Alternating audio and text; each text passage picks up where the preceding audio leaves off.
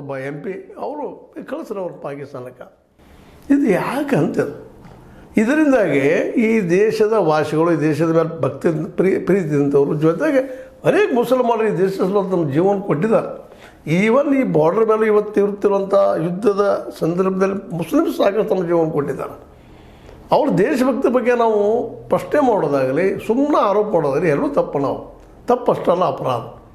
ಇವತ್ತು ನೋಡ್ರಿ ನಮ್ಮ ಪೂಜೆ ಅವ್ರಿಗೆ ಈ ರೀತಿಯಾಗಿ ಮಾತಾಡುವಂಥ ನಮ್ಮ ಎನ್ ರವಿಕುಮಾರ್, ಇದು ವಿಧಾನ ಪರಿಷತ್ ಸದಸ್ಯರು ಹೌದು, ಇವರು ಮೇಲೆ ನಾಲಿಗಿನ ಹರಿಬಿಡ್ತಾನೆ ಹೇಳ್ತಾರೆ.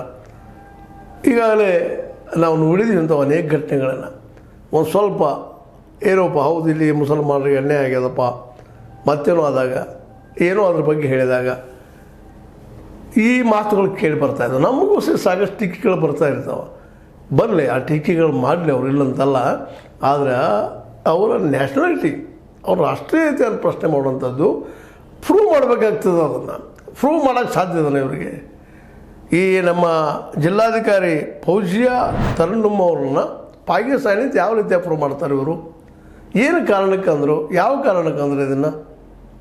ಯಾಕಂತಂದ್ರೆ ಹೌದು ಮುಸಲ್ಮಾನ ಪರವಾಗಿ ಅಂದಿರ್ಬೋದು, ತಮ್ಮ ಸಮಾಜದ ಬಗ್ಗೆ ತಮ್ಮ ಜಾತಿ ಬಗ್ಗೆ ಒಂದು ಅವ್ರಿಗೆ ಆತ್ಮೀಯತೆ ಹೆಮ್ಮೆ ಇರೋದನ್ನು ತಪ್ಪಲ್ಲ, ಎಲ್ಲರಲ್ಲೂ ಇರ್ತದೆ. ಅದು ಧರ್ಮದ ವಿಷಯ ಬಂದಾಗ ಸಹಜ ನನ್ನಲ್ಲೂ ಇರ್ತದೆ, ನಿಮ್ಮಲ್ಲೂ ಇರ್ತದೆ, ಇನ್ನೊಬ್ಬರಲ್ಲೂ ಇರ್ತದೆ. ಅವ್ರ ಧರ್ಮದ ಬಗ್ಗೆ ಮತ್ತು ಜಾತಿ ಅಂದರೆ ನಾವು ಬೇಡ ಅಂತ ಹೇಳ್ತೀವಿ, ಆದರೂ ಜಾತಿ ನಮ್ಮೊಳಗೆ ಹಾಸು ಹೊಕ್ಕಾಗಿದೆ. ಅದ್ರ ಬಗ್ಗೆ ನಾವು ಸ್ವಲ್ಪ ಎಲ್ಲೋ ಒಂದು ಸಾಫ್ಟ್ ಕಾರ್ನರ್ ಇದ್ದೇ ಇರ್ತದೆ, ಇಲ್ಲಂತಲ್ಲ. ಆದರೆ ಅದನ್ನೊಂದು ಹಿಡ್ಕೊಂಡು ಇವರು ಸ್ವದೇಶಿ ಅಲ್ಲ ವಿದೇಶಿ ಪಾಕಿಸ್ತಾನಿ ಅನ್ನುವಂಥ ಮಾತನಾಡೋದು ಅಪಾಯಕಾರಿಯಾದಂಥ ಘಟನೆ ಅಥವಾ ಅಪಾಯಕಾರಿಯಾದ ಬೆಳವಣಿಗೆ.